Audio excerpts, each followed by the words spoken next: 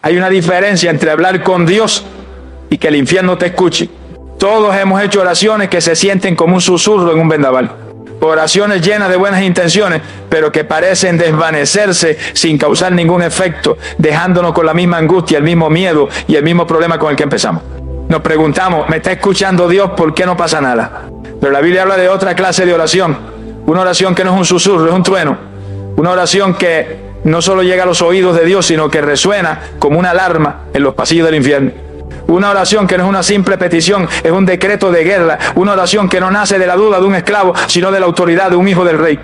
¿Alguna vez te has preguntado por qué el enemigo, el diablo, parece reírse de algunas de nuestras oraciones, pero tiembla de pánico ante otras? No es por el volumen de tu voz, no es por la elocuencia de tus palabras, es por la manera en que oras. Existe una manera de orar que te saca de la posición de víctima y te pone en la posición de vencedor. Una manera de orar que deja de describir el problema y empieza a declarar la victoria. Una manera de orar que el enemigo no puede resistir porque lo desarma legal y espiritualmente. En la enseñanza de hoy vamos a desvelar este secreto divino. Te voy a mostrar pilar por pilar cómo construir esa clase de oración. Vas a descubrir el porqué. Vas a entender los mecanismos espirituales que hacen que un simple ser humano lleno del Espíritu Santo pueda causar terror en el reino de las tinieblas. Así que si estás cansado de sentir que tus oraciones no tienen poder, si anhelas transformar tu vida de oración de una defensa temerosa a un ataque glorioso, entonces detente. Lo que estás a punto de escuchar es más que un mensaje, es un entrenamiento de guerra espiritual avanzada. Prepara tu espíritu. Comencemos. Hermanos y amigos, no todas las oraciones nacen igual en el mundo espiritual. Existen oraciones que suben al cielo como un humo débil, casi imperceptible. Y existen oraciones que irrumpen en la sala del trono como un trueno, que capturan la atención del cielo y hacen que el infierno entero se estremezca. La gran pregunta que vamos a responder en esta enseñanza es, ¿cuál es la diferencia? ¿Por qué algunas oraciones parecen desvanecerse en el aire, mientras que otras desatan el poder de Dios de una manera tan tangible que el enemigo tiembla? El secreto no está en el volumen de nuestra voz, ni en la belleza de nuestras palabras. El secreto está en la manera en que oramos. Primero, hablemos de la oración que el enemigo no teme. Es la oración que tristemente muchos de nosotros hemos aprendido a hacer. Nace de un corazón sincero, sí, pero de un espíritu que no conoce su verdadera posición. Es la oración tímida. Suena más o menos así: Padre, sé que no soy digno de pedirte nada. Soy un pecador y te fallo tanto. Pero si no es mucha molestia, si tú pudieras, si fuera tu voluntad, quizás podrías ayudarme con este problema que tengo. Es una oración que se acerca a Dios pidiendo disculpas por existir, como un mendigo que se acerca a la puerta de un palacio esperando recibir, si tiene suerte, una limosna. Cuando oramos de esa manera, aunque seamos sinceros, estamos de acuerdo con las mentiras del diablo. Le estamos diciendo: tienes razón, soy débil, no merezco nada, no tengo ningún derecho. Y cuando el enemigo escucha una oración así, no tiembla, se ríe. Porque esa oración no representa ninguna amenaza para su reino, es una oración de víctima, no de un vencedor. Nace de la culpa, de la inseguridad y de una imagen de Dios como un rey lejano y enojado al que tenemos que rogarle para que nos preste un poco de atención. Pero hay otra manera de orar, una que lo cambia todo, es la oración de autoridad. No es una oración orgullosa, sino una oración con una confianza santa. Suena completamente diferente. Suena así: Padre, vengo ante tu trono de gracia con confianza, lavado por la sangre de tu Hijo Jesús. Vengo no por mis méritos, sino por lo suyo. Tu palabra dice que por su llaga yo soy sano, así que en el nombre de Jesús declaro sanidad sobre mi cuerpo. Tu palabra dice que tú suplirás todas mis necesidades, así que te doy gracias porque la provisión ya viene en camino. ¿Sientes la diferencia? Es una diferencia como la noche y el día. La primera oración se basa en nuestros sentimientos de indignidad. La segunda se basa en los hechos consumados de la cruz de Cristo. La primera se enfoca en nuestra debilidad. La segunda se enfoca en el poder de su palabra. La primera espera a ver si algo pasa. La segunda le da las gracias a Dios por lo que ya sabe que va a pasar. Cuando el enemigo escucha esta segunda clase de oración es cuando empieza a temblar. Porque esa oración no la hace un mendigo, la hace un hijo del rey. El fundamento de esta oración poderosa está en entender nuestra posición espiritual. El enemigo tiembla cuando dejamos de vernos como gusanos en la tierra y empezamos a vernos como Dios nos ve en el cielo. Y la revelación más explosiva sobre nuestra posición la encontramos en la carta a los Efesios, capítulo 2, versículo 6. Escucha bien esta verdad que puede cambiar tu vida de oración para siempre. Y juntamente con Él nos resucitó y así mismo nos hizo sentar en los lugares celestiales con Cristo Jesús. Pensemos en lo que esto significa. No dice que un día nos sentaremos, dice que ya nos hizo sentar. En el mundo espiritual, ahora mismo, tú y yo no estamos de pie suplicando a las puertas del cielo. Estamos sentados y no estamos sentados en cualquier lugar. Estamos sentados en lugares celestiales y no estamos sentados solos, estamos sentados con Cristo Jesús. Estamos compartiendo su trono de victoria. de autoridad y de poder sobre todo principado y potestad. Orar desde esta posición lo cambia todo. Un rey no le ruega a sus enemigos, les da órdenes. Un rey no le pide permiso a la oscuridad para que se vaya, decreta que la luz sea hecha. Cuando oramos, no estamos tratando de subir nuestras peticiones al cielo, estamos orando desde el cielo hacia la tierra. Estamos tomando la victoria que Jesús ya ganó y la estamos imponiendo sobre nuestras circunstancias aquí en la tierra. Esta revelación es la base de la oración que hace temblar al infierno. El enemigo tiembla, no porque te tenga miedo a ti, él tiembla porque le tiene pánico a la autoridad de Cristo en la que tú estás sentado. Tiembla cuando un creyente normal como tú y como yo por fin se da cuenta de quién es, dónde está sentado y el poder que tiene a su disposición. La oración deja de ser una llamada de auxilio y se convierte en una declaración de guerra desde el cuartel general de la victoria. Esta verdad es el fundamento de todo lo que vamos a aprender. Pero quizás te pregunta, ¿y cómo hago eso en la práctica? ¿Cómo paso de saber que estoy sentado con Cristo a orar como alguien que de verdad está sentado con Cristo? Ese es el viaje que hemos comenzado hoy. Y el primer y más importante paso para orar de esta manera es un cambio radical en el punto de partida de cada una de nuestras oraciones. Amigos y hermanos, hemos visto que existen dos tipos de oraciones, pero la diferencia entre ellas no es un truco ni una fórmula secreta. La diferencia entre la oración que es ignorada y la oración que desata terremotos espirituales comienza con una sola palabra, la más importante de todas: identidad. El primer y más grande pilar de la oración poderosa es este: debes aprender a orar desde tu identidad de hijo amado y no desde tu condición de pecador que falla. Pensemos en cómo oramos la mayoría del tiempo. Nos acercamos a Dios enfocado en nosotros mismos, en nuestros errores de ayer, en nuestra debilidad de hoy, en nuestra falta de fe. Nuestra oración nace de nuestra condición. Decimos: Señor, yo sé que te he fallado, sé que no lo merezco, soy tan débil. Y aunque esto suena muy humilde y es sincero, es una falsa humildad. Es una humildad centrada en el yo, no en Cristo. Es una oración que sin querer le da más importancia a nuestro pecado que a la sangre de Jesús que lo limpió. Cuando oras desde tu condición de pecador, estás orando como un huérfano, como un mendigo espiritual. Estás de acuerdo con la acusación del enemigo. El diablo te susurra al oído: no eres digno, fallaste otra vez. ¿De verdad crees que Dios te va a escuchar después de lo que hiciste? Y tu oración, en lugar de refutar esa mentira, la confirma. El enemigo no tiembla ante esa oración, porque es la oración de alguien que no conoce sus derechos, que no ha tomado posesión de su herencia. Pero la oración que hace temblar al infierno nace de un lugar completamente diferente. Nace de tu identidad en Cristo. Imagina al hijo de un rey bueno y poderoso. Cuando ese hijo necesita algo, crees que se arrastra por el suelo hasta el trono, llorando, diciendo: oh gran rey, perdona mi atrevimiento, sé que no soy digno de estar aquí. Pero si no es mucha molestia, ¿podrías darme un pedazo de pan? Claro que no. El hijo entra a la sala del trono con confianza, se acerca a su padre, lo abraza y le dice: papá, necesito esto. Su confianza no se basa en lo bien que se ha portado, se basa en una sola cosa: él es el hijo. La sangre del rey corre por sus venas. Esa es la revelación que lo cambia todo. Cuando aceptaste a Jesús, la Biblia dice que fuiste adoptado en la familia de Dios. La sangre de Cristo te limpió de tal manera que Dios ya no te ve como un pecador culpable, te ve como a su propio hijo amado. Dejaste de ser un huérfano espiritual para convertirte en un príncipe, en una princesa del reino de los cielos. Y esa nueva identidad te da un nivel de acceso y de autoridad en la oración que es absolutamente extraordinario. La palabra de Dios nos da nuestro nuevo documento de identidad espiritual. En la carta a los Gálatas capítulo 4, versículo 7 nos dice: así que ya no eres esclavo sino hijo, y si hijo también heredero de Dios por medio de Cristo. Meditemos en esta verdad explosiva. Ya no eres esclavo. Un esclavo trabaja por miedo y no tiene derecho. Así orábamos antes. Pero ahora eres hijo. Un hijo se relaciona por amor y tiene todos los derechos de la casa. Y la revelación más grande es la que sigue: y si hijo también heredero. ¿Qué es un heredero? Un heredero es alguien que tiene derecho legal a las riquezas de su padre. Las promesas de Dios en la Biblia no son sugerencias, son los títulos de propiedad de tu herencia. La sanidad, la paz, la provisión, la libertad, para todo eso forma parte de la herencia que Cristo compró para ti en la cruz. Por lo tanto, cuando oras, ya no estás pidiendo una limosna, estás reclamando con humildad pero con firmeza lo que ya es tuyo por derecho de herencia. Es por esto que el enemigo tiembla. Él sabe que no tiene poder sobre un esclavo asustado que vive en la culpa, pero queda completamente desarmado y aterrorizado ante un hijo de Dios que se levanta, abre el libro de las promesas, que es el testamento de su padre, y dice con confianza: Padre, vengo a reclamar mi herencia. No por mis obras, sino por la sangre de Jesús y por tu fidelidad. Vengo a tomar posesión de la paz, de la sanidad y de la victoria que tú ya me diste. Así que a partir de hoy te animo a que cambies el punto de partida de tu oración. Antes de empezar a pedir, tómate un momento para recordar quién eres. Di en voz alta: yo no soy un pecador rogando por misericordia. Yo soy un hijo amado sentado en lugares celestiales con Cristo y me acerco con confianza al trono de la gracia. Orar desde tu identidad es el primer pilar. Es la llave que mete la ignición. Es el fundamento sobre el cual construiremos las otras armas de la oración poderosa. Pero esta identidad poderosa necesita un lenguaje para poder expresarse en el mundo espiritual. Necesita un vocabulario que el cielo siempre honra y que el infierno siempre teme.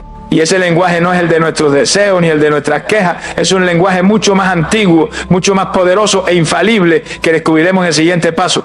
Amigos, qué revelación tan poderosa es entender que nos acercamos a Dios no como mendigos, sino como hijos amados con derechos de herencia. Esta verdad cambia nuestra postura y nos llena de una confianza santa. Pero esta nueva identidad necesita un lenguaje para expresarse, un vocabulario que tenga peso en el mundo espiritual. Porque el enemigo tiembla no solo por quién es el que ora, sino por lo que esa persona ora. El segundo pilar de la oración que desata el poder de Dios es este.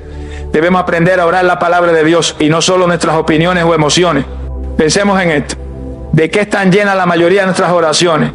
Están llenas de nuestras quejas, de nuestras descripciones del problema, de nuestros buenos deseos, de nuestros miedos.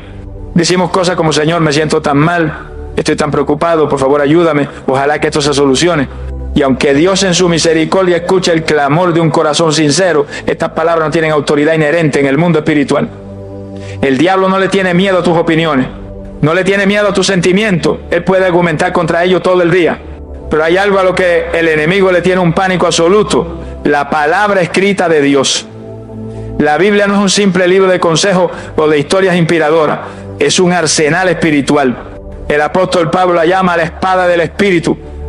Imagina un soldado que va a una guerra y en lugar de sacar su espada, intenta pelear contra un enemigo armado solo con sus puños y sus gritos. Sería una locura, ¿verdad? Pues eso es lo que hacemos cuando oramos, basándonos solo en nuestros sentimientos, en lugar de usar la espada que Dios nos ha dado. La palabra de Dios tiene un poder legal en el mundo espiritual. Las promesas de Dios no son frases bonitas, son contratos firmados con la sangre de Jesucristo. La Biblia es el libro de las leyes del reino, es el testamento que nos declara herederos. Y el diablo, que la Biblia llama el acusador, es un experto legalista. Él conoce la ley. Cuando oras tus dudas y tus miedos, él se para delante de Dios y te acusa diciendo: ves, él mismo no cree que vayas a responderle. Pero cuando tú oras la palabra escrita, él tiene que callarse, no tiene defensa, no puede argumentar contra la propia ley de Dios. Entonces, ¿cómo se hace esto en la práctica? Es muy sencillo. Primero, identifica tu problema. ¿Es enfermedad? ¿Es escasez? ¿Es miedo? Segundo, busca en la Biblia una promesa de Dios que hable directamente esa necesidad. Hoy en día es muy fácil, puedes buscar en internet versículos bíblicos sobre la sanidad o promesas de Dios para la finanza. Tercero, toma esa promesa y conviértela en tu oración. Por ejemplo, si tu problema es el miedo, te encuentras con la promesa de la segunda carta a Timoteo, capítulo 1, versículo 7, que dice: porque no nos ha dado Dios espíritu de cobardía, sino de poder, de amor y de dominio propio. Con esa espada en la mano, tu oración cambia. Ya no dice: Señor, tengo tanto miedo. Ahora declaras con autoridad: Padre, vengo a ti basándome en tu palabra. Gracias porque tú declaras que no me has dado un espíritu de cobardía, sino uno de poder, amor y dominio propio. Por lo tanto, en el nombre de Jesús, yo rechazo este espíritu de temor. No lo acepto. No es mío. Y en su lugar recibo ahora mismo tu poder para enfrentar esta situación, tu amor que echa fuera todo temor y el dominio propio para controlar mis pensamientos. ¿Ves el poder? Has dejado de escribir el problema y has empezado a decretar la solución de Dios. Dios mismo nos da la garantía absoluta de que su palabra nunca falla. En el libro de Isaías, capítulo 55, versículo 11, Dios hace esta promesa increíble sobre su propia palabra. Así será mi palabra que sale de mi boca, no volverá a mí vacía, sino que hará lo que yo quiero y será prosperada en aquello para que le envíe. ¡Qué garantía tan poderosa! La palabra de Dios es como un misil teledirigido. Una vez que es disparado, una vez que la oramos con fe, no puede volver a su base hasta que no haya golpeado su objetivo y cumplido la misión para la que fue enviada. Nunca falla. Por esta razón es que el enemigo tiembla, porque cuando un hijo de Dios deja de llorar por su situación y se para firme a declarar, pero la palabra de Dios dice, el infierno entero entra en pánico, porque saben que están enfrentando un arma que no pueden vencer. Le recuerda al diablo su derrota en el desierto cuando intentó tentar a Jesús. ¿Cómo lo venció Jesús? No con argumentos ni con poder milagroso. Lo venció 3 veces con la misma frase: escrito está. Le disparó 3 misiles de la palabra de Dios y el diablo tuvo que huir. Así que el segundo pilar es este: la oración que hace temblar al enemigo es la que está llena de escrito está. Es la oración que le recuerda a Dios su propia promesa y le recuerda al diablo su propia derrota. Es la que usa el lenguaje oficial del cielo. Te animo a que te enamores de la Biblia, a que la leas no como una obligación, sino como quien busca un arsenal para su batalla. Cada promesa que subrayas es una nueva espada que añades a tu armería. Ya tenemos los dos primeros pilares. Oramos desde nuestra identidad de hijos y usamos el lenguaje de la palabra de Dios. Pero para que esta oración sea activada, para que el motor arranque, necesitamos una llave. Y esa llave lleva el nombre, que es sobre todo nombre, el nombre que hace que toda rodilla, en el cielo, en la tierra y debajo de la tierra, se doble. Hermanos y amigos en la fe, qué poderoso es entender que podemos orar la palabra de Dios y que esa palabra nunca vuelve vacía. Ahora tenemos nuestra posición correcta como hijos y el lenguaje correcto del reino. Pero para que esa oración sea activada, para que tenga una autoridad legal en el mundo espiritual, necesitamos un tercer pilar. Es la llave que le da a nuestra oración el poder para ejecutarse. Y esa llave es el nombre de nuestro Señor Jesucristo. El enemigo tiembla cuando oramos con la autoridad que hay en ese nombre. Por mucho tiempo, muchos de nosotros hemos usado la frase en el nombre de Jesús casi como una muletilla, como una frase para terminar nuestras oraciones. La decimos por costumbre, sin entender el poder explosivo que estamos declarando. Pensamos que es como decir amén o cambio y fuera. Pero hoy el Espíritu Santo quiere revelarnos que el nombre de Jesús no es una simple frase para terminar una oración. Es la razón por la cual esa oración tiene algún poder desde el principio. Para entenderlo, usemos una imagen muy sencilla. Imagina que el hombre más rico y poderoso del mundo te llama a su oficina. Te aprecia mucho y confía en ti. Y te entrega un documento legal firmado ante un notario que se llama un poder notarial. Con ese documento, él te da el derecho legal de usar su nombre, su firma y sus recursos como si fueras él mismo. Con ese poder tú puedes ir a su banco y retirar dinero, puedes dar orden a sus empleados, puedes firmar contratos en su nombre. Y nadie te lo puede negar, no por quién eres tú, sino por el poder del nombre que representa. Eso es exactamente lo que Jesús hizo por nosotros. Cuando Él ascendió al cielo, nos dejó su nombre como nuestro poder notarial espiritual. Orar en el nombre de Jesús es mucho más que una frase. Es pararse en el mundo espiritual y presentar el documento legal que dice: no vengo con mi propia autoridad, que no es ninguna. Vengo en representación de Jesucristo, el Rey de Reyes, Señor de Señores. Y esta petición que hago, la hago con la misma autoridad que si Él mismo lo estuviera haciendo. Cuando un creyente entiende esto, su oración se transforma. Ya no nos acercamos al Padre basándonos en si nos hemos portado bien o mal esa semana. Nos acercamos al Padre envuelto en la justicia perfecta de su Hijo. Es como si llegáramos a la sala del trono vestido con el uniforme de Cristo. El Padre no ve nuestra falla, ve la perfección de su Hijo y nos responde por amor a Él. La oración en el nombre de Jesús no se basa en nuestro mérito, sino en la relación perfecta entre el Padre y el Hijo. Y es por esto que el enemigo tiembla de pánico. El nombre de Jesús es el recordatorio de su derrota total y absoluta. Fue en ese nombre que Él fue vencido en la cruz. Fue por el poder de ese nombre que la muerte no pudo retener a Jesús en la tumba. Cuando un hijo de Dios que conoce su identidad y que se para sobre la palabra, pronuncia con fe y autoridad el nombre de Jesús, es como si le pusiera al diablo en la cara el video de su peor derrota. Le recuerda que ya no tiene poder, que ya no tiene autoridad, que fue despojado y exhibido públicamente como un perdedor. La palabra de Dios nos describe la majestad incomparable de este nombre. En la carta a los Filipenses capítulo 2 versículos 9 al 11 nos da esta declaración cósmica, por lo cual Dios también le exaltó hasta lo sumo y le dio un nombre que es sobre todo nombre, para que en el nombre de Jesús se doble toda rodilla de los que están en los cielos y en la tierra, debajo de la tierra, y toda lengua confiese que Jesucristo es el Señor, para gloria de Dios Padre. ¡Qué revelación tan inmensa! El nombre de Jesús es la máxima autoridad en todo el universo. Es un nombre que está por encima del nombre del cáncer, por encima del nombre de la deuda, por encima del nombre de la depresión, por encima del nombre de la adicción, por encima del nombre de cualquier problema que podamos enfrentar. Y la Biblia dice que ante ese nombre, toda rodilla sin excepción está obligada a doblarse. Las rodillas de los ángeles en el cielo, las de los hombres en la tierra, y sí, las de cada demonio en el infierno, tienen que obedecer. Por eso, cuando oramos, no usamos el nombre de Jesús solo al final, lo usamos como la llave que abre la puerta. Padre, en el nombre de Jesús vengo ante ti. Lo usamos como el arma que ejecuta la orden. En el nombre de Jesús le hablo a esta enfermedad y le ordeno que se seque y se vaya. En el nombre de Jesús le hablo a mi finanza y declaro que el espíritu de escasez no tiene autoridad sobre mi casa. Dejamos de pedirle a Dios que Él haga algo y empezamos a usar la autoridad que ya nos dio para ordenarle al problema que se someta a la victoria de Cristo. Y ahora que tenemos nuestra posición de hijo, que conocemos el lenguaje de la palabra y que poseemos la llave de autoridad del nombre de Jesús, pareciera que ya lo tenemos todo. Pero nos falta un pilar fundamental, uno que asegura que todo este poder inmenso que se nos ha entregado no sea usado para nuestro propio capricho, sino para el propósito correcto. Debemos asegurarnos de que nuestra oración esté perfectamente alineada con el corazón y con la voluntad del dueño de todo este poder. Querida familia de la fe, ahora que entendemos nuestra posición como hijos, el lenguaje de la palabra y la autoridad incomparable del nombre de Jesús, pareciera que tenemos en nuestras manos una especie de arma espiritual invencible, y la tenemos. Pero toda arma poderosa necesita un sistema de guía para asegurarse de que da en el blanco correcto y cumple el propósito para el que fue diseñada. Un misil sin dirección es inútil, o peor aún, peligroso. El cuarto pilar de la oración que hace temblar al enemigo es el sistema de guía. Debemos aprender a orar en línea con la voluntad de Dios y no en contra de ella. Seamos honestos. Muchas veces en nuestra humanidad nos acercamos a la oración como si Dios fuera un genio de la lámpara mágica. Llegamos con nuestra lista de deseos, con nuestras peticiones que casi siempre giran en torno a nuestra propia comodidad, a nuestros propios planes y a nuestra propia idea de lo que es mejor. Le decimos a Dios qué hacer, cómo hacerlo y si es posible cuándo queremos que lo haga. Y aunque Él es un Padre paciente que escucha hasta nuestras oraciones más egoístas, este tipo de oración rara vez desata su poder máximo. El enemigo no tiembla ante una oración caprichosa porque sabe que esa oración no tiene el respaldo total del cielo. Pero cuando un hijo de Dios deja de lado sus propios deseos y alinea su corazón con el propósito de su Padre, su oración se convierte en una fuerza imparable. ¿Por qué? Porque cuando tú oras pidiendo algo que Dios ya quiere hacer, no estás tratando de convencerlo, estás colaborando con Él. Te estás convirtiendo en el canal en la tierra a través del cual el Rey del Cielo puede ejecutar su plan. Imagínalo de esta manera. Si el presidente de un país ya ha decidido construir un hospital en una ciudad y tú como ciudadano empiezas a solicitar y a pedir por ese mismo hospital, ¿crees que tu petición será difícil? No.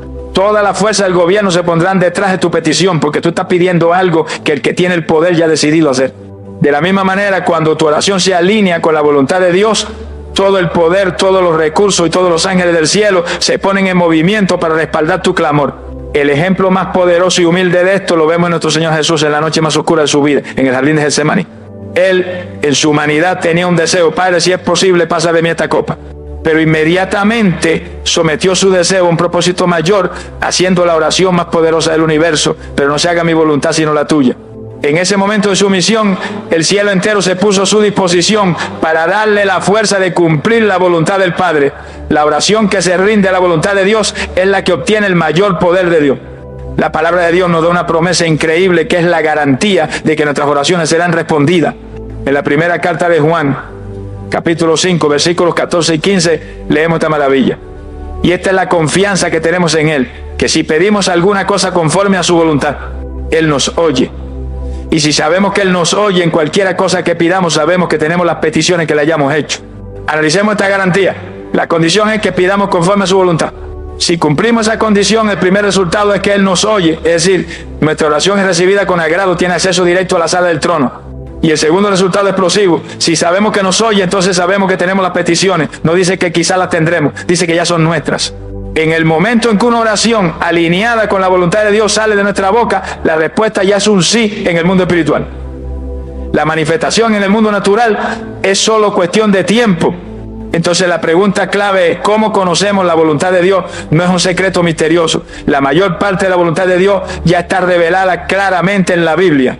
Es su voluntad que seamos salvos, que vivamos en santidad, que amemos a nuestro prójimo, que perdonemos, que seamos sanos. Podemos orar por estas cosas con un 100% de confianza. Y para su voluntad específica en nuestras vidas, el secreto es cambiar la forma en que empezamos a orar. En lugar de llegar a decirle a Dios lo que queremos, empecemos por preguntarle: Señor, ¿qué es lo que tú quieres en esta situación? Muéstrame tu perspectiva. Rindo mis planes y ayúdame a desear lo que tú deseas. El enemigo tiembla ante un creyente que ora de esta manera, porque un creyente alineado con la voluntad de Dios es la persona más peligrosa del mundo para el reino de las tinieblas. Es un agente del cielo en la tierra, armado con la autoridad de Cristo y moviéndose en la misma dirección que el Espíritu Santo. No hay fuerza en el infierno que pueda detener una oración así. Es una oración que ya tiene la victoria garantizada antes de ser pronunciada. Así que ya tenemos los pilares que construyen el arma. Oramos desde nuestra identidad, usando la palabra en el nombre de Jesús y alineados con su voluntad. Parece que el arma está completa y lista para disparar, pero falta un elemento crucial. Falta el combustible que enciende el motor. Falta la chispa invisible que le da a todo este mecanismo su poder explosivo. Y ese combustible, mis amados, es el elemento más esencial de todo. Amigos y hermanos, hemos llegado a un punto crucial. Hemos aprendido a orar desde nuestra identidad de hijos, usando el lenguaje de la palabra con la autoridad del nombre de Jesús y alineado con la voluntad de Dios. Hemos construido un vehículo espiritual perfecto y poderoso. Pero hasta el carro más potente y sofisticado del mundo no puede avanzar ni un centímetro si no tiene una cosa: combustible. El quinto pilar, el combustible divino que enciende todo el motor de la oración, es la fe. Una oración sin fe es como un disparo sin pólvora, hace ruido, pero no tiene impacto. La palabra de Dios es tan radicalmente clara sobre esto que nos deja sin aliento. Nos dice que sin fe es imposible agradar a Dios. No dice que es difícil, dice que es imposible. Esto significa que podemos tener la identidad correcta, citar la Biblia de memoria, usar el nombre de Jesús y creer que estamos en la voluntad de Dios, pero si en el fondo de nuestro corazón hay duda e incredulidad, nuestra oración nace muerta. La fe es la corriente eléctrica que hace que todo el sistema funcione. ¿Pero qué es la fe? Porque es una de las palabras que más usamos y a veces una de las que menos entendemos. Primero, veamos lo que la fe no es. La fe no es un sentimiento, no es una emoción cálida que nos recorre el cuerpo. Hay días en que oraremos sintiendo una gran emoción y hay días en que oraremos sintiendo una sequedad total. La fe verdadera funciona en ambos días porque no depende de cómo nos sentimos. Tampoco es pensamiento positivo. No es tratar de autoconvencernos de que un problema no existe. La fe no niega la realidad del problema, reconoce la realidad superior del poder de Dios sobre ese problema. Entonces, ¿qué es la fe? La fe, en su forma más simple, es una decisión. Es la decisión consciente de creerle a Dios más de lo que le creemos a nuestros problemas o a nuestras circunstancias.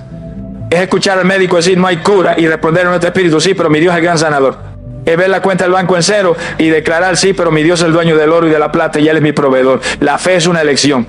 Es elegir poner todo el peso de nuestra confianza, no en lo que vemos, sino en el carácter de aquel que es invisible. El enemigo tiembla de pánico ante un creyente que ora con fe. ¿Por qué? Porque la fe es el único campo de batalla donde él sabe que no puede ganar. Su arma principal es la mentira y su munición preferida es la duda. Después de que tú haces una oración de autoridad, Él vendrá inmediatamente a susurrarte al oído: ¿de verdad crees que Dios te escuchó? Mira, nada ha cambiado. Sigues enfermo, sigues endeudado.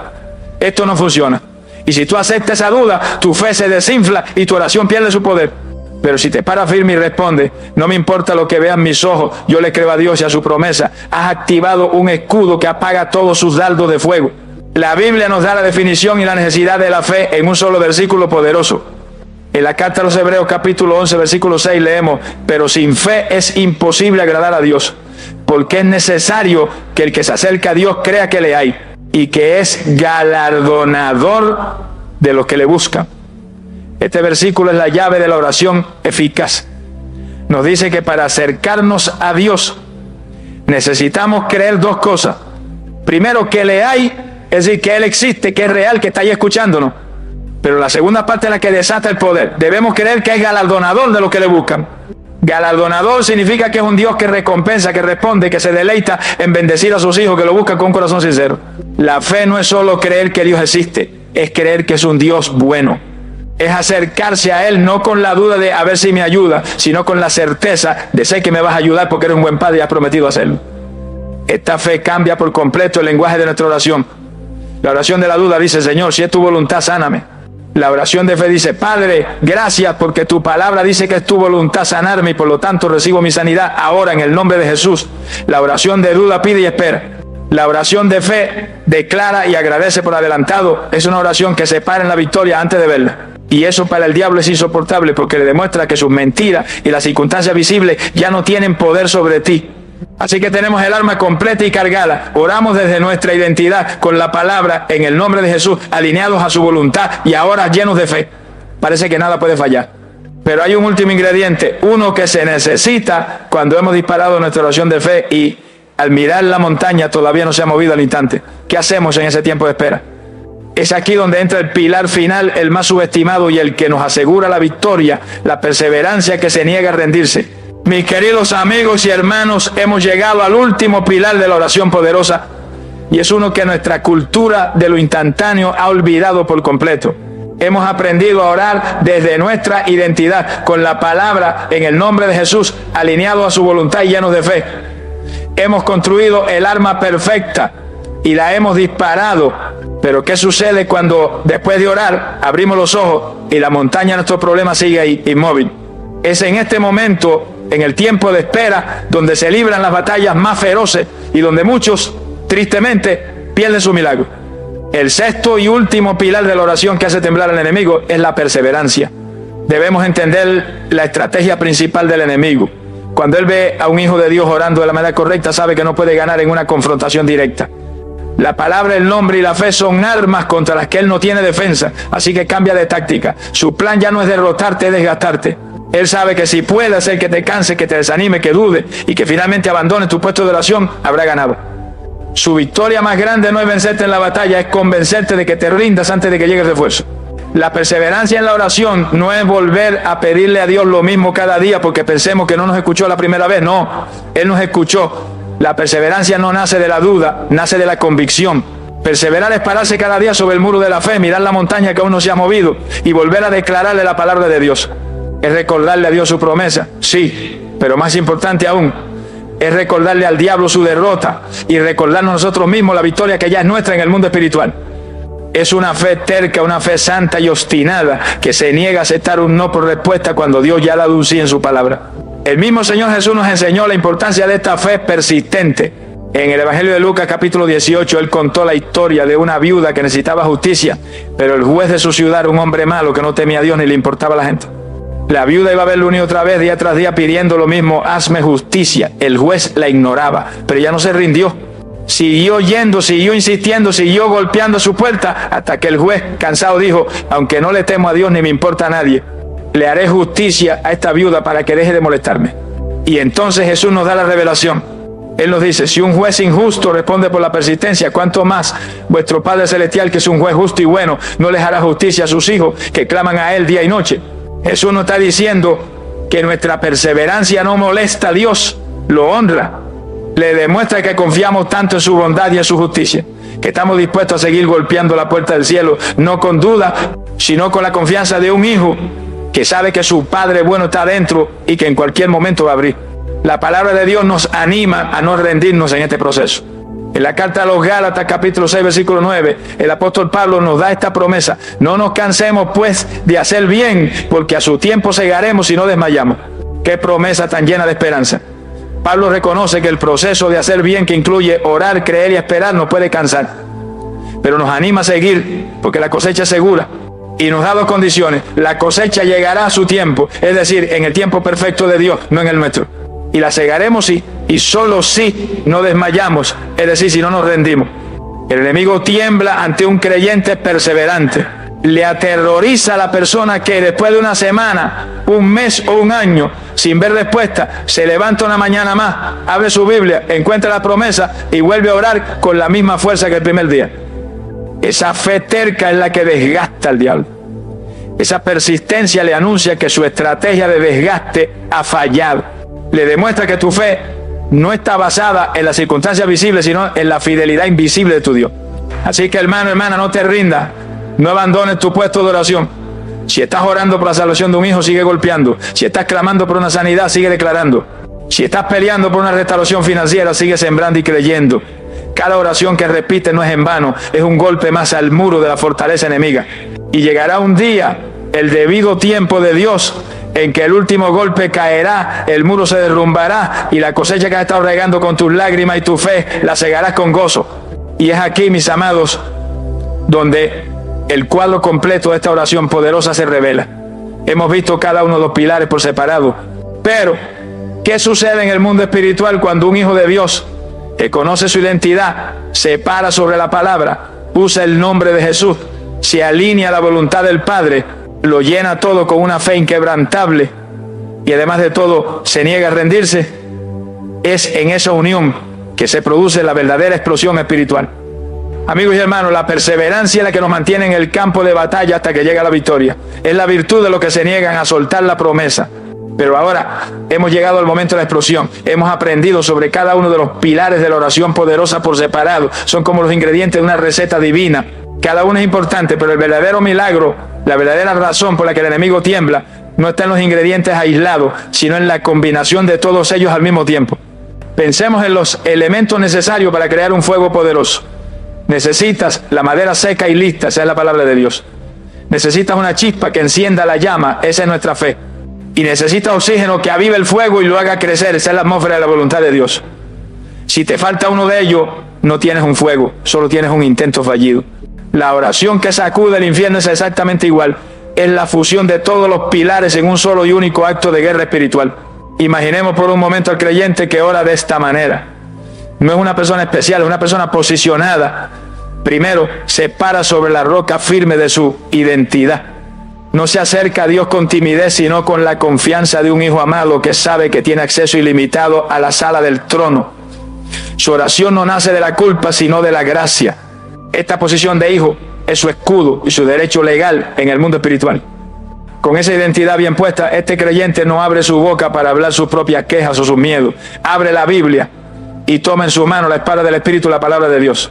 Encuentra una promesa que se aplica a su situación y la convierte en el lenguaje de su oración. Ya no está peleando con sus propias ideas, está peleando con el arma que creó los mundos, un arma contra la cual no hay defensa. Luego, para activar todo, levanta el estandarte del nombre de Jesús. Cada declaración, cada petición, cada decreto lo hace bajo la cobertura de esa autoridad suprema.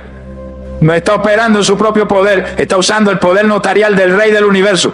Es la firma de Jesús al final de su oración la que le da una validez legal irrefutable en las cortes del cielo y desata el pánico en las cortes del infierno. Además, su oración no es un capricho. Antes de disparar, se ha tomado el tiempo de alinear su petición con la voluntad de su Padre.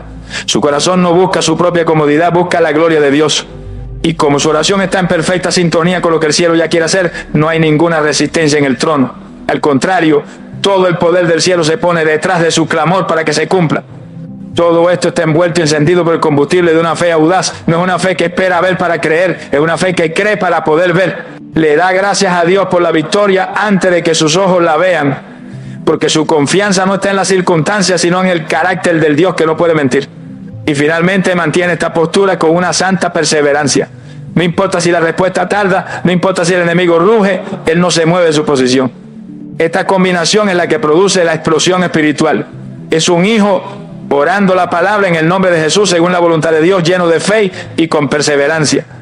Cuando todos estos elementos se juntan, la oración deja de ser una simple petición y se convierte en un evento en el mundo espiritual. Es una bomba atómica de poder divino. Es la manifestación perfecta de la iglesia militante operando en su máximo potencial. La palabra de Dios nos resume el poder de esta clase de oración. En la carta de Santiago, capítulo 5, versículo 16, nos dice al final: la oración eficaz del justo puede mucho. La palabra justo aquí no se refiere a una persona perfecta, sino al que ha sido hecho justo por la fe en Cristo. Ese eres tú, esa soy yo. Y la oración eficaz es esta oración que hemos descrito, la que une todos los ingredientes. ¿Y cuál es la promesa? Que puede mucho. Es una forma sencilla de decir que tiene un poder inmenso, que logra grandes cosas, que desata milagros. Cuando esta bomba espiritual, esta oración eficaz, detona en el campamento enemigo, ¿cuál es el resultado final en el adversario? No es solo que se asuste, no es solo que se preocupe, es algo mucho más definitivo, mucho más humillante para él. Es el silencio forzado que viene de una derrota total, de quedarse sin argumentos y sin poder ante la majestad de un Dios que respalda a sus hijos. Amada familia de la fe, hemos llegado al corazón de la pregunta que da título a esta enseñanza. Ya hemos visto la bomba espiritual que se crea cuando unimos todos los pilares de la oración poderosa. Ahora vamos a ver con detalle la explosión. ¿Qué sucede exactamente en el campamento enemigo cuando esta oración detona? ¿Por qué tiembla?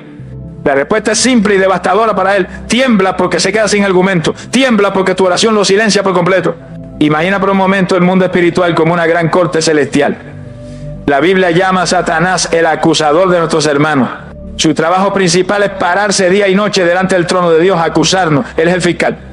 Y cuando tú oras con una oración tímida y llena de dudas, le estás dando a él toda la evidencia que necesita. Él dice: mira, Dios, ni él mismo cree que eres bueno. Mira, se siente culpable. Está de acuerdo conmigo en que no merece nada. Pero cuando tú oras de esta manera, la que hemos aprendido, desmantelas por completo su caso. El fiscal se levanta para acusarte de tu pecado pasado, pero tú te paras en tu identidad de hijo perdonado por la sangre de Cristo y el juez dice: caso cerrado. Él se levanta para decir que tu problema es imposible, pero tú levantas la palabra de Dios, que es la ley del reino, y el juez dice: mi ley tiene la última palabra. Él se levanta para cuestionar tu derecho a pedir, pero tú presentas tu poder notarial, el nombre de Jesús, y el juez dice: su autoridad es válida. El acusador intenta decir que lo que pides es un capricho, pero tu oración está en perfecta alineación con la voluntad del juez. Intenta sembrar duda, pero tu oración está cargada con el combustible de la fe. Y cuando intenta ganar la batalla por desgaste, se topa con el muro de tu perseverancia. Al final, el fiscal se queda sin nada que decir. Cada uno de los pilares de tu oración ha destruido cada uno de sus argumentos. Y en una corte, cuando el fiscal ya no tiene un caso, tiene que sentarse y callarse. Por eso el enemigo tiembla. La oración de autoridad lo humilla y lo silencia. Él no tiembla porque tú seas fuerte o porque grites mucho. Él tiembla porque cuando tú oras de esta manera, Él ya no te ve a ti, ve a Cristo en ti. Ve a un representante legal del reino de los cielos que conoce sus derechos y que no tiene miedo de reclamarlo. Tu voz se convierte en el eco de la voz de Jesús. Tu fe se convierte en el escudo de Cristo. Tu perseverancia se convierte en la manifestación de la fidelidad de Dios. Él no tiembla ante un humano, tiembla ante la imagen de su vencedor reflejada en un humano que ha entendido quién es. Y este silencio no solo ocurre en la corte celestial, también ocurre en el campo de batalla de tu propia mente. Antes de conocer esta manera de orar, tu mente era un lugar ruidoso, lleno de las voces del enemigo, la voz del miedo, la voz de la ansiedad, la voz de la condenación, la voz de la duda. Pero la oración de autoridad no solo presenta un caso en el cielo, también da una orden en la tierra. Le ordena a esas voces que se callen en el nombre de Jesús. Y el resultado es una paz y un silencio interior, que son la evidencia de una victoria real. Esta victoria, mis amados, no es una simple sensación de bienestar, no es que nos hayamos convencido a nosotros mismos con pensamientos positivos, es el resultado de una transacción legal y espiritual que ha ocurrido en el mundo invisible. La paz que siente es la atmósfera del reino de Dios que ha invadido tu alma después de que el reino de la tiniebla ha sido desalojado. El cambio en tu circunstancia que empezarás a ver no es casualidad, es el fruto natural de una batalla que ya fue ganada en oración. La palabra de Dios nos da el veredicto final de esta corte celestial. En la carta a los Romanos, capítulo 8, versículos 33 y 34, el apóstol Pablo hace estas preguntas retóricas que son el sello de nuestra victoria. ¿Quién acusará a los escogidos de Dios? Dios es el que justifica. ¿Quién es el que condenará? Cristo es el que murió, más aún el que también resucitó, el que además está a la diestra de Dios, el que también intercede por nosotros. Esta es nuestra acta de liberación. ¿Quién puede acusarnos? Nadie. Porque el juez supremo, Dios mismo, ya nos ha declarado justos. ¿Quién puede condenarnos? Nadie. Porque nuestro abogado defensor es el propio Hijo del juez, quien no solo pagó nuestra fianza con su vida, sino que resucitó, derrotó al acusador y ahora está sentado junto al juez, intercediendo a nuestro favor. El caso está cerrado para siempre. La oración de autoridad es simplemente pararse en esta verdad y notificarle al enemigo el veredicto que ya fue dictado en su contra hace 2000 años en la cruz. Esta es, pues, la manera de orar que hace temblar al enemigo. Es la oración de un hijo que conoce su identidad, que usa la espada de la palabra, que ejerce la autoridad del nombre de Jesús, que se alinea con la voluntad de su Padre, que está lleno de fe y que persevera hasta la victoria. Este es el secreto. Ya no es una verdad oculta para ti, ahora es tu herencia, tu arma, tu privilegio. Ahora que esta verdad ha sido revelada, que el mapa de la victoria está en nuestras manos, es el momento de tomar estas armas, de ponernos de pie como los hijos del rey que somos, y de hacer que esta clase de oración se convierta en el lenguaje de nuestra vida. Es el momento de hablar con nuestro Padre. Te invito a que con toda la fe de tu corazón hagas tuya esta oración de autoridad y consagración. Padre bueno, venimos ante tu magnífica presencia, no con la cabeza baja del temor, sino con la frente en alto de los hijos. Venimos a tu trono de gracia con confianza, no porque seamos dignos por nosotros mismos, sino porque hemos sido lavados, perdonados y justificados por la sangre preciosa de tu Hijo amado, Jesucristo. Hoy por fe tomamos nuestro lugar, no como mendigos a la puerta, sino como herederos sentados juntamente con Cristo en los lugares celestiales.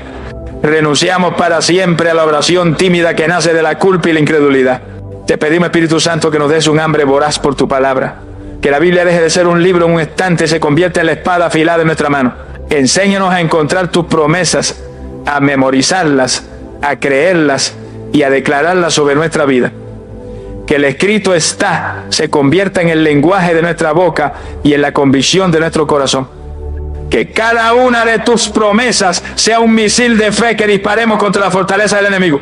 Señor Jesús, te damos gracias por el regalo de tu nombre, el nombre que es sobre todo nombre. Perdónanos por usarlo como una frase vacía. Hoy recibimos por fe la autoridad que hay en tu nombre. Enséñanos a usarlo como la llave del reino, como nuestro poder notarial para desatar tus bendiciones en la tierra y para atar toda la obra de oscuridad. Que tu nombre sea el estandarte que levantamos en cada batalla, la firma que valida cada una de nuestras peticiones. Padre, rendimos nuestra voluntad a tuya. No queremos usar este poder para nuestros propios caprichos, sino para la expansión de tu reino. Que nuestro mayor deseo sea ver tu voluntad, que es buena, agradable y perfecta, cumplirse en nuestra vida, en nuestra familia y en nuestra nación. Alinéanos con tu corazón, Señor. Y arranca de nosotros toda raíz de duda. Aumenta nuestra fe. Queremos ser de los que te creen a ti, aunque nuestros ojos vean lo contrario. Danos una fe terca, una santa perseverancia que se aferre a tu promesa y no la suelte hasta verla cumplida. Y ahora, Padre, parados en nuestra identidad de hijos, armados con tu palabra, en la autoridad del nombre de Jesús, alineados a tu voluntad, llenos de fe y decididos a perseverar, nos dirigimos al enemigo de nuestras almas. En el nombre de Jesús, le hablamos al acusador y le declaramos que sus argumentos en nuestra contra han sido anulados por la sangre de Cristo. Le notificamos que el juez del universo ya nos ha declarado justo. Le ordenamos a toda voz de miedo, de duda y de condenación que se calle ahora. Te atamos, espíritu de incredulidad, y te echamos fuera de nuestra mente. Decretamos que somos quienes Dios dice que somos, que tenemos lo que Dios dice que tenemos y que podemos hacer lo que Dios dice que podemos hacer. Nuestra vida será un testimonio del poder de un Dios que responde a la oración de sus hijos cuando oran de la manera correcta. Nos comprometemos a vivir y a orar de esta manera todos los días de nuestra vida para tu gloria. Lo creemos, lo declaramos y lo recibimos. Amén. Amado guerrero de oración, hijo del Rey Altísimo, el secreto ha sido revelado, las armas de la milicia celestial han sido puestas en tus manos. La enseñanza ha terminado, pero tu verdadera vida de oración poderosa apenas comienza. Ahora, ve y ora diferente. Deja atrás para siempre las oraciones tímidas y dudosas del pasado. Nunca más te acerques al trono como un mendigo. Has sido equipado y posicionado para la victoria. Recuerda quién eres, un hijo sentado en lugares celestiales con Cristo. Recuerda lo que tienes, la palabra que es una espada y el nombre que es la victoria. A partir de hoy, cuando ores, el enemigo ya no escuchará la voz temerosa de una víctima, escuchará el eco de la autoridad de Cristo a través de ti. Y si has recibido estas armas en tu espíritu, si has tomado la decisión irrevocable de cambiar tu manera de orar para siempre, te invito a que lo selles con una declaración de guerra contra el silencio. Primero, haz tu primer decreto de fe. Ve ahora mismo a la sección de comentarios y escribe estas 5 palabras que son una bomba atómica en el infierno. Amén. Mi oración tiene poder. Que tu comentario sea una declaración profética, un aviso formal al mundo espiritual de que un guerrero se ha graduado y se ha levantado en autoridad. Segundo, piensa en el ejército de Dios. Hay miles de creyentes sinceros que están orando como huérfanos sin conocer el poder que portan. Tu me gusta este video es como una bengala en la noche que ayuda a que este entrenamiento de guerra espiritual los alcance. Y cuando lo compartes, no estás compartiendo un video, estás poniendo una espada afilada en la mano de otro soldado de Cristo. Y finalmente, si tu espíritu anhela seguir siendo equipado y fortalecido con las verdades poderosas del reino, suscríbete y únete a este batallón. No te pierdas ninguna de nuestras próximas sesiones de entrenamiento. Gracias por tu valentía para recibir esta palabra. Ahora ve, que el Señor ponga su palabra en tu boca como fuego consumidor, que te revista con la autoridad de su nombre como una armadura de luz.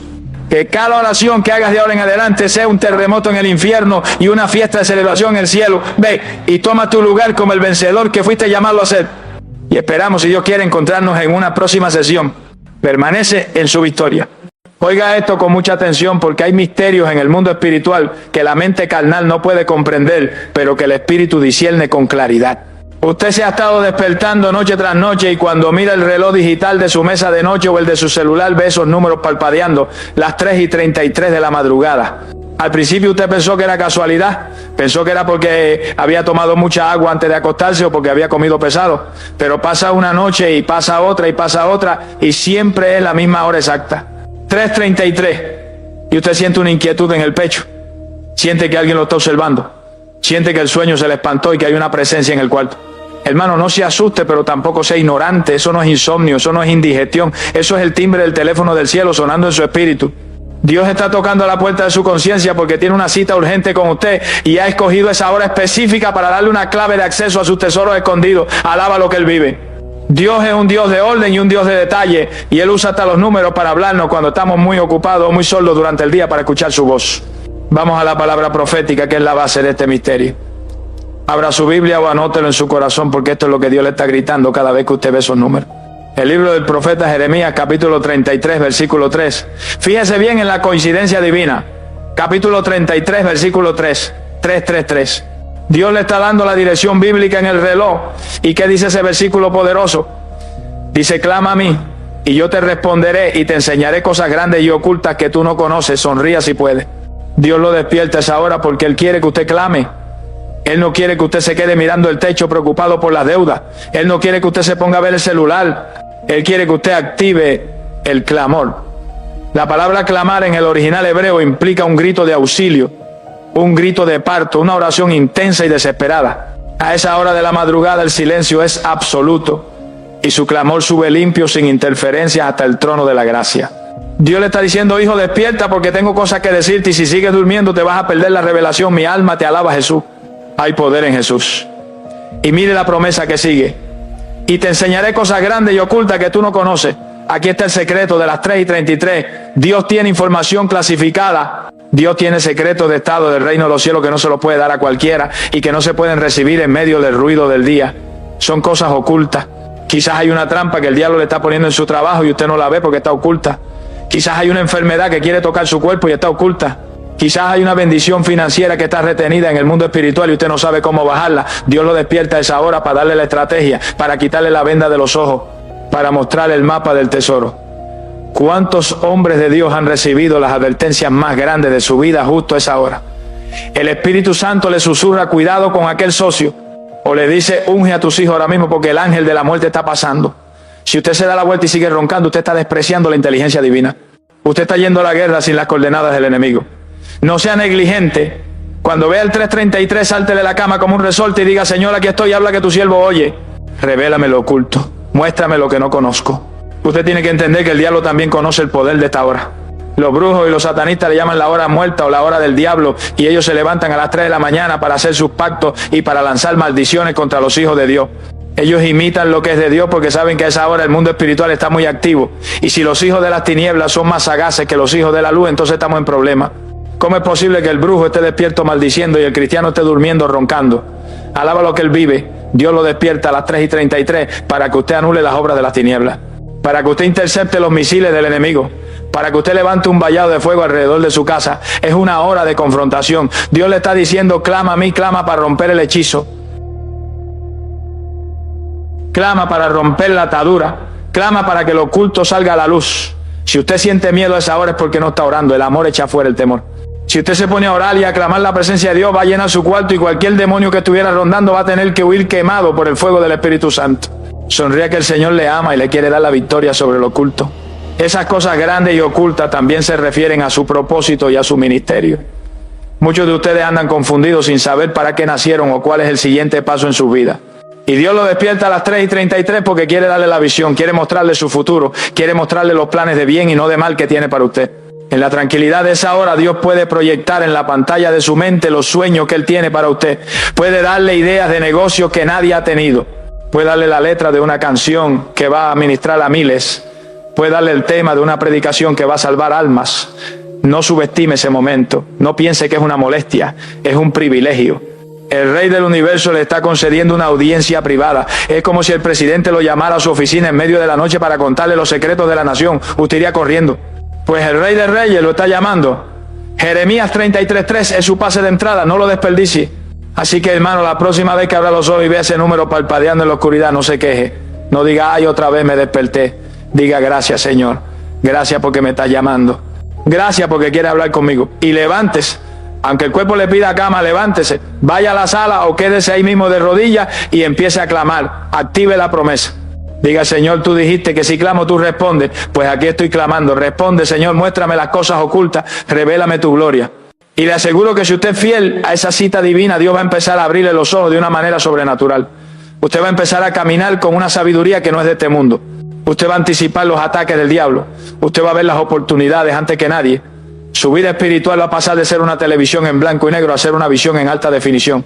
Porque el que se encuentra con Dios en el secreto de las 3:33 termina viendo lo que nadie más ve y recibiendo lo que nadie más recibe. Gloria a Dios. Aleluya.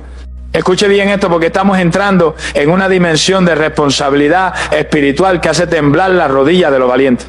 Cuando usted se despierta repetidamente a las 3:33 de la madrugada, no es solamente para recibir bendiciones o para pedir cosas bonitas para su vida. Hay un propósito mucho más serio, mucho más peligroso detrás de ese despertar. Dios lo está reclutando. Dios lo está vistiendo de uniforme militar y lo está poniendo en la torre de vigilancia más alta de su familia y de su comunidad.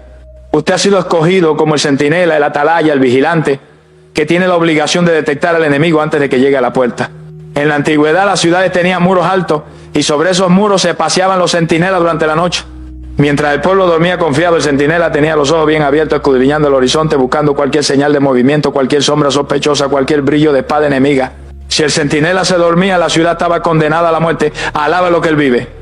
Hoy en día los muros son espirituales y los enemigos son demonios, principados y potestades, y Dios lo está despertando a usted a esa hora exacta, porque él ve que el enemigo se está acercando a su casa y necesita a alguien despierto que toque la trompeta de alerta.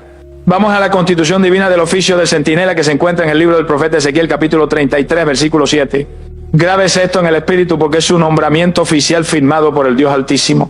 Dice la palabra: a ti pues, hijo de hombre, te he puesto por atalaya a la casa de Israel, y oirás la palabra de mi boca y los amonestarás de mi parte. Sonría si puede. Dios le dice a ti, no mira a los lados. No diga que eso es para el pastor o para la hermana de oración. Es a ti que te despierto a las 3:33. Te he puesto por atalaya. Un atalaya es alguien que ve lo que otros no ven. A esa hora de la madrugada Dios le agudiza la visión espiritual. Dios le permite ver las intenciones del diablo. Dios le permite ver la frialdad que está entrando en el corazón de su esposo. Dios le permite ver las malas compañías que están rodeando a sus hijos. Dios le permite ver la enfermedad que quiere tocar su cuerpo. Usted oye la palabra de su boca en el silencio de la noche para luego amonestar y advertir. Si usted se da la vuelta y se tapa con la sábana, usted está desertando de su puesto y dejando a su familia desprotegida ante el ataque inminente. Mi alma te alaba, Jesús. Pero oiga, advertencia terrible que sigue en ese mismo capítulo, porque Dios no juega con esto. Dios dice que si el atalaya ve venir la espada y no toca la trompeta y el pueblo no se apercibe y viene la espada y toma alguno de ellos, él por su pecado será tomado, pero su sangre yo la demandaré de mano del atalaya. Alábalo si puede, que esto es cosa seria, hermano. Si Dios lo despierta a las 3:33 es porque él vio venir la espada. La espada puede ser un accidente de tránsito, la espada puede ser un adulterio. La espada puede ser una trampa financiera. La espada puede ser una caída espiritual. Dios lo despierta para que usted toque la trompeta. ¿Y cuál es la trompeta del creyente? La oración de intercesión y de guerra. Usted tiene que levantarse y empezar a reprender. Usted tiene que empezar a cubrir con la sangre de Cristo. Usted tiene que empezar a declarar protección. Si usted por pereza o por sueño no ora y al otro día ocurre una tragedia, Dios le va a pedir cuenta. Dios le va a decir: yo te desperté, yo te avisé, yo te di la oportunidad de cancelar ese plan del diablo, pero tú preferiste dormir. Que esa sangre no caiga sobre sus manos. Sacúdasela orando, sacúdasela clamando. Hay poder en Jesús. Muchas veces usted se despierta a esa hora con una sensación de ansiedad o de opresión en el pecho y piensa que es algo malo que le está pasando a usted y empieza a tener miedo. No, hermano, no es miedo, es la carga del Señor. Es el Espíritu Santo dejándole sentir un poquito de la presión que viene contra alguien que usted ama. A veces usted se despierta pensando en una persona específica. De repente se le viene a la mente su hermano que vive en otro país o un amigo que hace tiempo no ve. Eso no es casualidad. En ese preciso momento esa persona puede estar en peligro de muerte o en peligro de caer en un pecado grave. Y como esa persona a lo mejor no está orando, Dios busca un atalaya disponible. Dios escanea la tierra a las 3:33 buscando a alguien que esté despierto y dispuesto a pararse en la brecha, y lo encuentra usted. Si usted se pone a orar en ese instante, usted puede salvar una vida. Usted puede evitar un suicidio. Usted puede evitar un divorcio. Su oración viaja a la velocidad de la luz y levanta un muro de fuego alrededor de esa persona. Pero tiene que ser sensible y obediente a la voz de alerta del Espíritu. Sonría que el Señor le ama y le confía misiones de alto riesgo. El diablo odia a los atalayas. Él quisiera entrar a su casa como Pedro por su casa sin que nadie lo note. Él quiere robar, matar y destruir en silencio. Por eso cuando usted empieza a despertarse a esa hora, el diablo va a tratar de atacarlo con cansancio extremo, con pesadez y con distracciones. Va a tratar de convencerlo de que usted está loco o de que necesita pastillas para dormir. No se deje engañar. Ese despertar constante a las 3:33 es una condecoración espiritual. Significa que Dios confía en usted lo suficiente como para encargarle la seguridad de su territorio. Significa que usted tiene rango en el mundo espiritual. Un atalaya no es un recluta novato, es un soldado probado que sabe distinguir entre una sombra y un enemigo real. Usted tiene que mantenerse alerta. La Biblia dice: sed sobrios y velad, porque vuestro adversario el diablo como león rugiente anda alrededor buscando a quien devorar. El león ataca a la presa que está dormida o distraída. Pero si el atalaya está en la torre y lo ve venir y da la voz de alarma, el león tiene que huir con el rabo entre las piernas. Alaba lo que él vive. Usted tiene que desarrollar una disciplina de centinela. Cuando abra los ojos a las 3:33, no empiece a dar vueltas en la cama. Siéntese o póngase de rodillas inmediatamente. Pregúntele al comandante en jefe: Señor, ¿qué está pasando? ¿Por qué yo le prohíbo la entrada al espíritu de muerte? Su boca es la trompeta. Mientras más fuerte suene su oración, más lejos se mantendrá el enemigo. Recuerde que los muros de Jericó cayeron cuando sonaron las trompetas. Los muros de las dificultades que rodean a su familia van a caer cuando usted suene la trompeta de la oración en la madrugada. Así que, hermano, no desprecie este llamado santo. Ser atalaya es un trabajo sacrificado. Nadie le aplaude mientras usted ora de madrugada. Nadie le da las gracias porque nadie sabe que usted está despierto salvando su vida. Pero su Padre que ve en los secretos lo recompensará en público. La recompensa del atalaya es ver a su familia salva. Es ver a sus hijos libres de vicio. Es ver su matrimonio restaurado. Es ver que la plaga no toca su morada. Esa es su paga. Y cuando llegue al cielo, el Señor le dirá: bien, buen siervo y fiel, fuiste fiel en la vigilia de la noche, entra en el gozo de tu Señor. Acepte el reto de las 3:33. Póngase la armadura, suba a la torre de vigilancia y no deje que nada ni nadie lo mueva de su puesto hasta que amanezca el día y huya la sombra. Usted es el guardián que Dios ha puesto en su generación. Toque la trompeta y salve a su pueblo, gloria a Dios. Oiga bien esto, porque entramos en la profundidad teológica y espiritual más sublime que existe en el universo. Cuando usted abre los ojos y ve en el reloj ese 33333, Dios le está dando una señal codificada de su propia naturaleza divina. El número 3 en la Biblia es el número de la perfección divina, de la plenitud y del testimonio completo. No es casualidad que sean 3 los dígitos. Dios le está recordando en medio de la oscuridad que usted no está peleando solo. Le está recordando que todo el cielo está de su parte. Le está recordando que la deidad completa, el Padre, el Hijo y el Espíritu Santo, se han puesto de acuerdo para visitarlo y para darle la victoria en esa hora específica. El diablo ha tratado de robarse la madrugada llamándola la hora muerta o la hora de la brujería. Pero Dios le está diciendo con ese 333 que la madrugada le pertenece a Él y que la Trinidad Santa está presente para romper cualquier yugo y deshacer cualquier maldición. Alaba lo que Él vive. Es un recordatorio visual de que el respaldo que usted tiene es absoluto y total. Vamos a la base bíblica inquebrantable que sostiene esta verdad en la primera epístola del apóstol Juan, capítulo 5, versículo 7. Este es uno de los versículos más poderosos de toda la Escritura porque nos revela la estructura del gobierno celestial. Dice la palabra: porque 3 son los que dan testimonio en el cielo, el Padre, el Verbo y el Espíritu Santo, y estos 3 son uno. Sonría si puede. Analice la magnitud de esta revelación. 3 son los que dan testimonio. Un testimonio es una declaración legal, una afirmación de verdad que decide un juicio.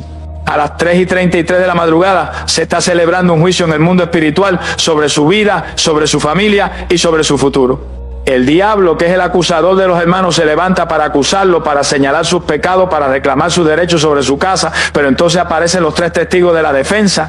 Aparece el Padre, aparece el Verbo que es Jesucristo y aparece el Espíritu Santo. Y dice la Biblia que estos 3 son uno, están en perfecto acuerdo. Y si Dios es por nosotros, ¿quién contra nosotros? Mi alma te alaba, Jesús. Cuando usted ve esa hora, usted debe entender que el Padre está ahí para reafirmar su identidad y su propósito. El Padre es el que decreta, el que establece el diseño original.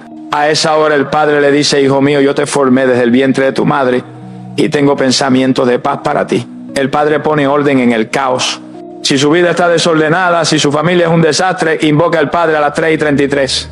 Dígale: Padre nuestro que estás en los cielos, santificado sea tu nombre, venga tu reino.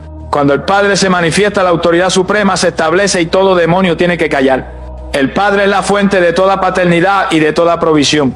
A esa hora Él quiere afirmarlo como hijo, quiere quitarle la orfandad espiritual, quiere que usted sienta el abrazo de papá Dios que le dice: no temas, yo estoy contigo, no desmayes, porque yo soy tu Dios que te esfuerzo. Hay poder en Jesús, pero no solo está el Padre, también está el Verbo, el Hijo, Jesucristo el Señor. El versículo dice el Verbo. El Verbo es la palabra manifestada, es la acción de Dios, es el Cordero que fue inmolado.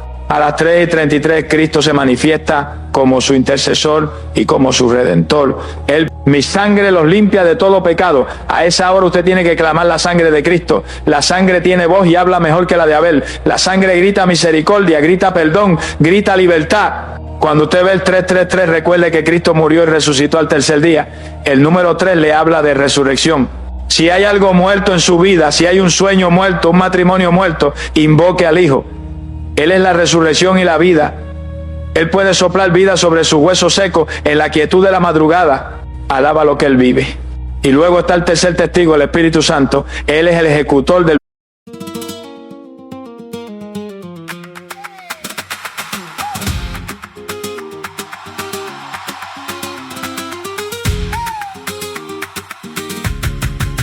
You came in hot, like summer on the tiles. Red dress swaying under broken balcony lights. Your heels hit hard on my tired heart. I should've known you were fire from the start. And I tried to look away, but you pulled me back. One sweet glance and the whole room cracked. Slow. Calle de fuego. I never let go. Ay, ay, ay. You take my name. Calle de fuego. I like the flame.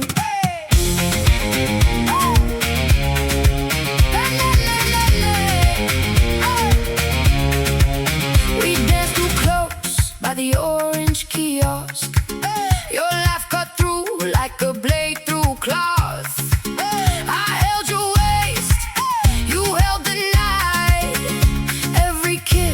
A sparking white, and I tried to look away, but you pulled me back. One sweet glance and the whole room cracked. Calle de fuego, you burn me slow. Calle de fuego, I never let go. Ay, ay, ay, you take my name. Calle de fuego, I like the flame.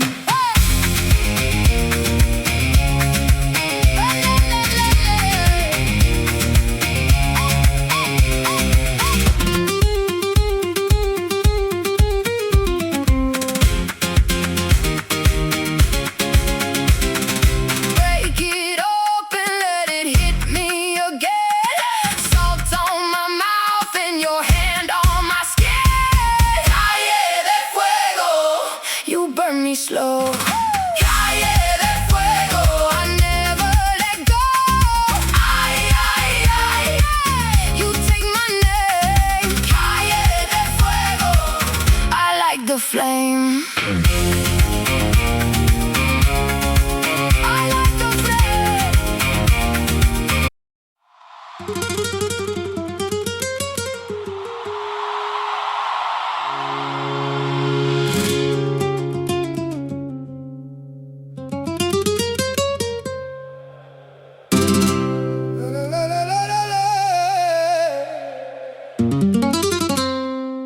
J'arrive semelle pleine de poussière, le cœur en fer, la gorge en rivière.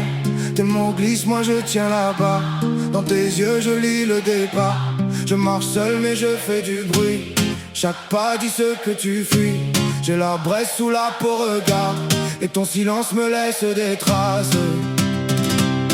Dis-moi, tu veux fuir ou rester?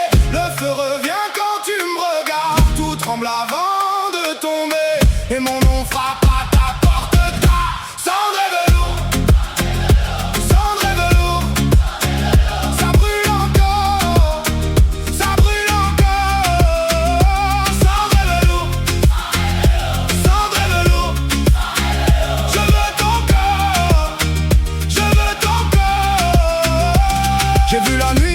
Ses genoux sur le bord du toit sans faire de bruit. Toi tu danses avec des rêves fous, moi je compte les coups, les oublis. J'ai des éclats dans la voix quand je chante, des cicatrices sous la veste blanche. Tu peux sourire, ça me désarme, mais quand tu pars tout l'air se fâche. Dis-moi, tu veux fuir ou rester? Le feu revient quand je m'approche. Tout tremble avant de casser, et ton regard me met à la poche. Cendre et velours, cendre et velours, ça brûle encore, ça brûle encore. Cendre et velours, cendre et velours, je veux ton corps, je veux ton corps. Si je tombe, prends ma main. Si tu saignes, dis-le enfin. On n'est pas fait pour l'ombre, on est trop grand pour se taire. J'ai gardé le goût du sel dans la bouche et dans les rêves. Et si l'amour mord trop fort, c'est qu'il sait où frapper d'abord.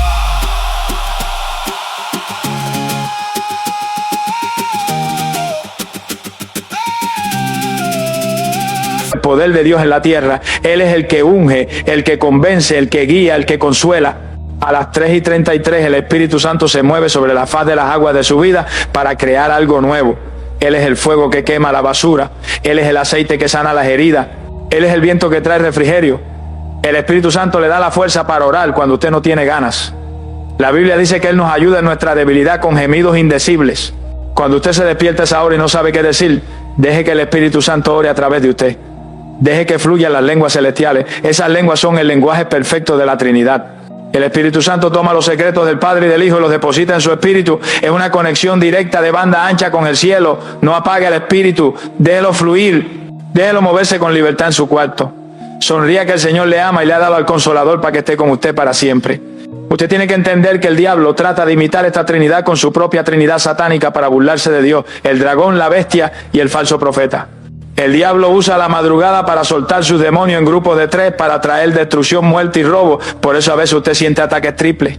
Se le daña el carro, se enferma el niño y pierde el trabajo todo al mismo tiempo. Es un ataque coordinado de las tinieblas. Pero la buena noticia es que la Trinidad de Dios es superior, es más poderosa y es eterna. Cuando usted ve el 3:33, Dios le está diciendo que Él está levantando un estandarte trino contra el enemigo. Por un camino vendrán contra ti y por 7 caminos huirán delante de ti. Usted tiene que pararse firme y declarar la victoria en el nombre del Padre, del Hijo y del Espíritu Santo. Use esa fórmula divina. Cuando ore a esa hora, selle sus oraciones con el sello de la Trinidad. Diga: yo ato todo poder demoníaco en el nombre del Padre, del Hijo y del Espíritu Santo. Esa cuerda de 3 hilos no se rompe pronto. Es un muro de contención impenetrable. Alábalo si puedes. Así que, hermano, no vea esa hora como una molestia ni como una casualidad numérica. Véala como la firma de Dios en su cheque de victoria. Véala como la confirmación de que usted está rodeado por la deidad. Cuando abra los ojos y vea esos números, diga: gloria al Padre, gloria al Hijo y gloria al Espíritu Santo. Adore a la Trinidad. La adoración atrae la presencia. Si usted adora al Dios Trino a las 3:33, la atmósfera de su casa va a cambiar. Los ángeles van a descender. La paz va a inundar su alma. Usted va a sentir una cobertura completa. El Padre lo cubre por arriba, el Hijo lo cubre por los lados y el Espíritu Santo lo cubre por dentro. Está blindado. Nada le puede tocar. Aproveche ese momento de alineación perfecta con el cielo. Dios le está diciendo: aquí estamos los 3 para ayudarte, para levantarte y para bendecirte. No desperdicie la visita de la familia real del universo. Recíbalos, hable con ellos y deje que ellos peleen sus batallas, porque la batalla no es suya sino de Dios. Gloria a Dios. Escuche bien esto, porque estamos entrando en el terreno de la estrategia militar de alto nivel. Si usted se despierta a las 3:33 de la mañana, no piense que es para tomar agua o para ir al baño. Dios lo está despertando porque hay una invasión enemiga en progreso y usted es la fuerza de resistencia que Dios ha plantado en ese territorio para detener el avance del mal. Existe una realidad espiritual que Jesús mismo reconoció cuando estaba siendo arrestado en el huerto de Getsemaní. Él sabía que había momentos específicos donde las tinieblas tenían un permiso legal para operar con mayor intensidad. El diablo no ataca a lo loco. El diablo es un estratega milenario que conoce los tiempos y las sazones, y él sabe que la madrugada es su hora de mayor influencia. Vamos a la base bíblica que destapa esta operación de las tinieblas en el Evangelio según San Lucas capítulo 22 versículo 53. Jesús les dijo a los que vinieron a prenderle: habiendo estado con vosotros cada día en el templo, no extendisteis las manos contra mí, mas esta es vuestra hora y la potestad de las tinieblas. Sonría si puede. Oiga la profundidad de esa revelación. Jesús dijo: esta es vuestra hora. Había una hora específica, una ventana de tiempo donde la potestad de las tinieblas tenía autorización para actuar. Durante el día en el templo no podían tocarlo porque la luz de la verdad estaba brillando y la cobertura del Padre estaba activa. Pero en la oscuridad de la noche, en el momento de la traición, las tinieblas tomaron fuerza. El enemigo aprovecha la oscuridad para esconder su movimiento. A las 3 de la mañana el mundo físico está apagado y el mundo espiritual de maldad se enciende. Los brujos saben esto, los hechiceros saben esto, y ellos usan esa hora para enviar sus proyecciones astrales, para enviar sus entierros y para enviar sus rezos satánicos contra los siervos de Dios. Y si usted está roncando, usted es un blanco fácil para esa saeta. Mi alma te alaba, Jesús. ¿Por qué el enemigo escoge las 3 de la mañana? Porque es una burla directa a la hora de la muerte de Cristo. La tradición bíblica y la historia nos dicen que Jesús murió en la cruz a la hora novena, que corresponde a las 3 de la tarde. En ese momento Él dijo: consumado es, y la victoria fue sellada. El velo del templo se rasgó y la tierra tembló. El diablo, que es un imitador barato y un blasfemo, invierte esa hora y escoge las 3 de la madrugada para burlarse del sacrificio de Cristo y para tratar de establecer su reino de terror. Él quiere invertir la victoria de la cruz. Él quiere decirle a usted que no está consumado, que todavía usted es esclavo, que todavía usted está enfermo. Y usa esa hora espejo, esa hora inversa para sembrar duda y condenación. Cuando usted ve el 3:33, el diablo le está diciendo, mira mi hora, mira mi poder. Pero Dios lo despierta a usted para que usted le diga al diablo, te equivocaste de casa y te equivocaste de hora, porque aquí vive el león de la tribu de Judá y su rugido rompe tus tinieblas. Hay poder en Jesús. La estrategia de guerra para contrarrestar esta hora de las tinieblas es lo que la Biblia llama levantar bandera. Cuando el enemigo venga como río, el Espíritu de Jehová levantará bandera contra él.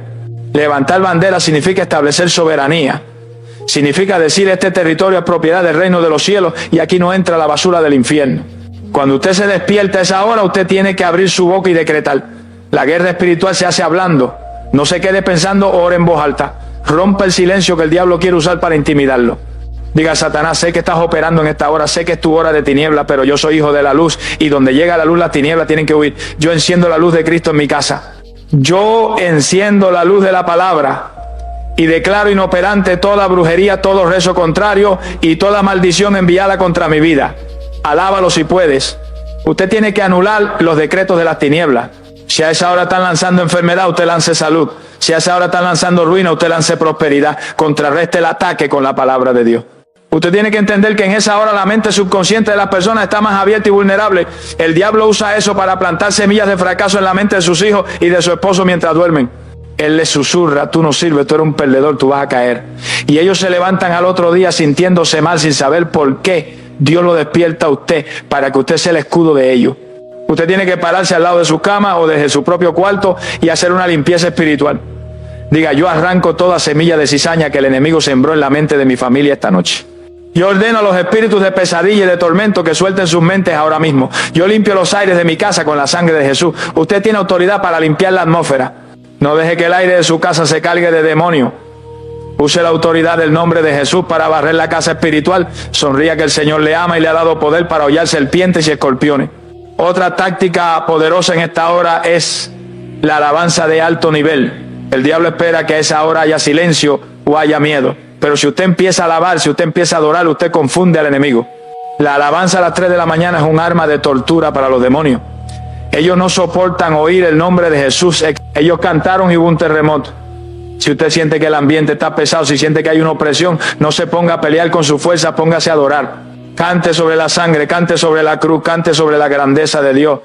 La alabanza construye un trono para Dios y donde Dios se siente, el diablo se tiene que ir.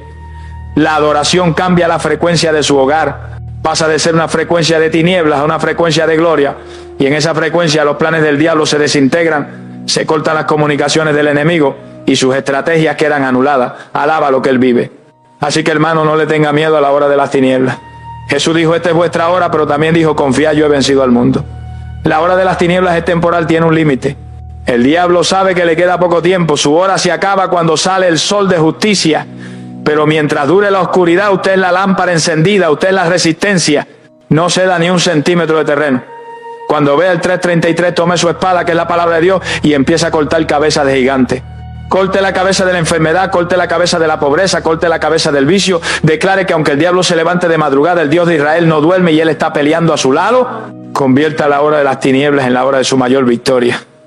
Haga que el diablo se arrepienta de haberlo despertado. Que el diablo diga, cometí un error, desperté al guerrero, desperté a la leona, desperté al que me va a destruir los planes. Y así será en el nombre poderoso de Jesús. Gloria a Dios. Oiga esto con mucha atención porque es el mensaje de esperanza que su alma necesita escuchar en medio de la batalla nocturna. Muchos de ustedes se despiertan a las 3:33 de la mañana sintiendo que la noche es eterna, sintiendo que la oscuridad los está asfixiando y que el problema que tienen encima no tiene solución. El diablo aprovecha la oscuridad para susurrarle que usted está solo, que Dios se olvidó de usted y que el amanecer nunca va a llegar para su crisis. Pero el diablo es un mentiroso y padre de mentira. Dios lo despierta a esa hora no para torturarlo, sino para anunciarle que la ayuda viene en camino y que tiene una hora de llegada específica. Hay un momento profético, un punto de inflexión en el mundo espiritual donde la balanza se inclina a favor de los hijos de Dios y ese momento es justo antes de que salga el sol. La madrugada es la antesala de la victoria. Si usted se mantiene firme en su puesto de oración a las 3:33, usted será testigo de cómo Dios rompe las cadenas justo cuando el día empieza a nacer. Alaba lo que Él vive. Usted no va a morir en la oscuridad, usted va a ver la luz de la gloria de Dios rompiendo las tinieblas de su vida. Vamos a la promesa inquebrantable que sostiene el universo y que está escrita en el Salmo 46, versículo 5. Apréndaselo, cómaselo y vívalo. Dice la Escritura, Dios está en medio de ella, no será conmovida. Dios la ayudará al clarear la mañana. Sonría si puede. Desglosemos esta maravilla. Primero dice, Dios está en medio de ella. En medio de su prueba, en medio de su cuarto oscuro a las 3 de la mañana, Dios está ahí. Usted no lo ve, pero Él está. Y porque Él está, usted no será conmovido. El diablo quiere moverlo de su fe, quiere moverlo de su paz, quiere que usted corra asustado. Pero si usted se agarra de la presencia de Dios en la madrugada, usted será como el monte de Sión que no se mueve, sino que permanece para siempre. Y luego viene la garantía de intervención. Dios la ayudará al clarear la mañana. Fíjese que Dios tiene un tiempo perfecto. Él no llega tarde, Él llega justo al clarear. Es ese momento crítico donde la noche se rinde ante el día. Es el momento donde las sombras huyen. Dios ha programado su liberación para que coincida con el nacimiento del nuevo día. Mi alma te alaba, Jesús. ¿Por qué Dios espera hasta el clarear de la mañana? Porque la noche es el tiempo de la prueba, el tiempo donde se prueba la fe, donde se prueba la resistencia del soldado. Cuando usted se despierta a las 3:33, usted está en la recta final de la noche. Es el momento más oscuro, pero esa expresión, al clarear la mañana, también significa que Dios va a sacar a la luz las cosas tal como son. Durante la noche los problemas se ven más grandes, los miedos se ven como monstruos, las deudas se ven impagables, la oscuridad distorsiona la realidad. Pero cuando Dios ayuda al clarear la mañana, Él trae claridad, Él le da la perspectiva correcta. A esa hora de la oración Dios le va a mostrar que ese gigante que le daba miedo no es más que un enano derrotado. Le va a mostrar que esa enfermedad no es para muerte, sino para la gloria de Dios. La ayuda de Dios viene en forma de revelación y de paz. Usted termina su oración de madrugada y aunque afuera todavía esté oscuro, por dentro ya amaneció, usted siente la certeza de